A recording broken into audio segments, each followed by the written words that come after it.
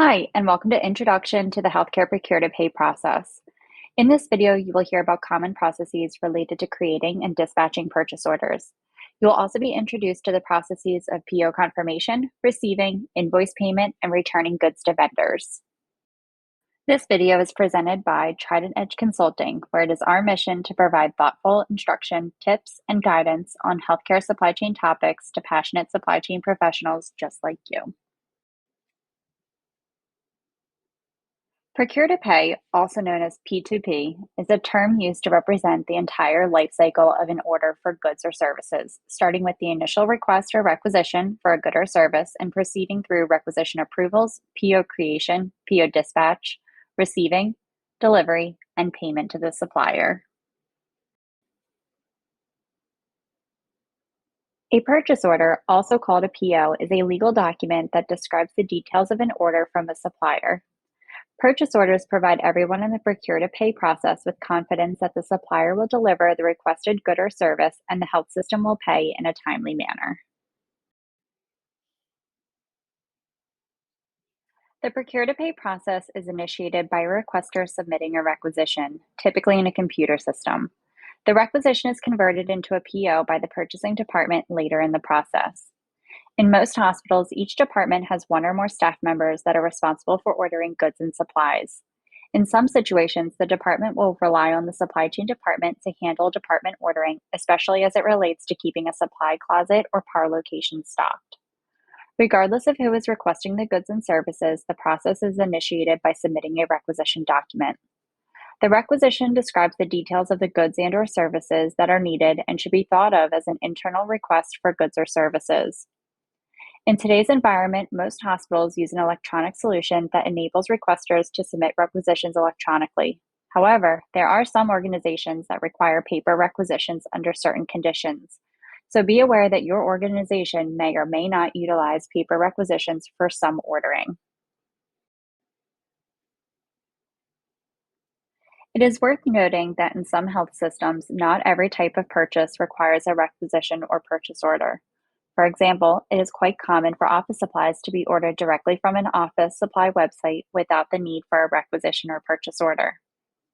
Some organizations require purchases for new products and technology to be pre-approved through a new product introduction process. This process may also be called a clinical value analysis process or something similar to this.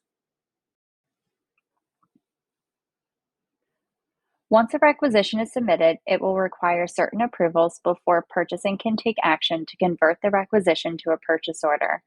Every health system has unique approval processes, but in most situations, the requisition is automatically routed to the designated approvers within the electronic requisitioning solution. Once an approved requisition for goods or services is routed to purchasing, it will be converted into a purchase order. With the modernization of purchasing software over the past 30 years, this is typically an automated process for hospitals. Even so, purchasing staff must interact with certain types of orders to ensure the proper level of scrutiny has been applied. For example, it is important to ensure the proper vendor is selected for non-contracted and free text orders, and that rush orders are properly managed. It is also important for purchasing to scrutinize orders to ensure contracted suppliers are utilized as much as practical. It should be noted that requisitions for goods stocked in a local storeroom are not routed to the purchasing system. Rather, these requisitions are automatically routed to the local inventory management software so that the items can be picked from the storeroom and delivered directly to the requesting department. Once the PO is created, it must be shared with the supplier. In most situations, the purchasing team will take care of this step, and this is most commonly an automated step performed by the purchasing software. In certain situations, the purchasing team will provide the PO to the requesting department so that they can share the PO with the supplier or service provider. Perhaps the most important step in the entire process when it comes to ensuring high quality support of the requesting departments is the PO confirmation process, also known as the PO acknowledgement process.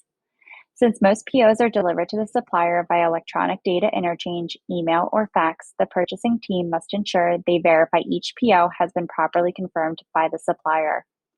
Without a confirmation from the supplier, it is quite possible that the supplier never received the PO, and if this is not proactively monitored, the health system will not know that there is a communication disconnect until the requesting department contacts purchasing to determine why the supplier has not delivered the good or provided the requested service. Due to the very large number of goods that are ordered and received in a hospital each day, the receiving team must work diligently to ensure all deliveries go through an official receiving dock. Once the physical packages are received, the receiving team will record the exact details of what has been received into the purchasing system so that there is a record of the goods being delivered. Once goods are received, they must be delivered carefully to ensure they are properly prioritized and delivered to the proper location. Many health systems have invested in package delivery applications that record deliveries in the same way as FedEx and UPS. These types of solutions can create quite a bit of value when it comes to resolving delivery issues quickly. In the case of services, there is not much of an opportunity for the receiving team to keep track of services that are performed. However, it is still very important to ensure suppliers are not paid for services until the requesting department is satisfied with the service provider's work. As a result, most organizations require the department to confirm when services have been rendered. Depending upon your organization's tools and processes, this confirmation could be obtained a few different ways, but the most common is for the department to review all invoices related to services and only approve invoices when the service has been satisfactorily performed by the supplier. Once the invoice is received by accounts payable via electronic data interchange, email, fax, or mail, it will be entered into the accounts payable system, which will automatically verify whether the goods listed on the invoice have been recorded as received. If all items on the invoice have been received and the cost listed matches the PO cost, the invoice is automatically approved for payment, and payment is sent at a future date that aligns with the contractual payment terms.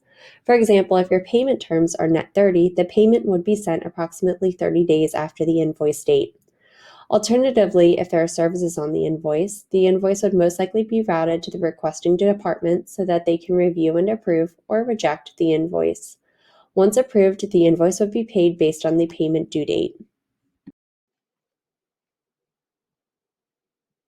In healthcare, it is common for invoices to be held up due to price and quantity discrepancies. As a result, health systems assign resources to reconcile invoice discrepancies to ensure the hospital is only paying for items that were received and services that were completed. In most situations, the supply chain department is a critical participant in resolving invoice discrepancies.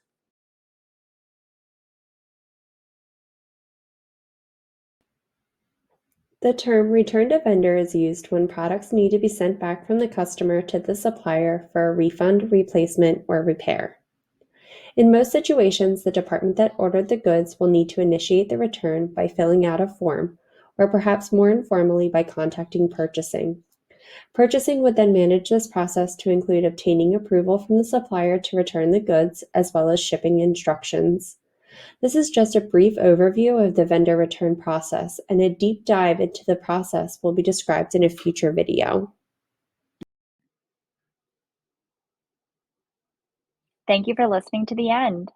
We certainly hope that you have picked up some practical knowledge today and that you have a stronger understanding of the healthcare procure-to-pay processes. If you enjoyed today's video, please like and subscribe so we know that you, specifically, would like to see more of this type of content.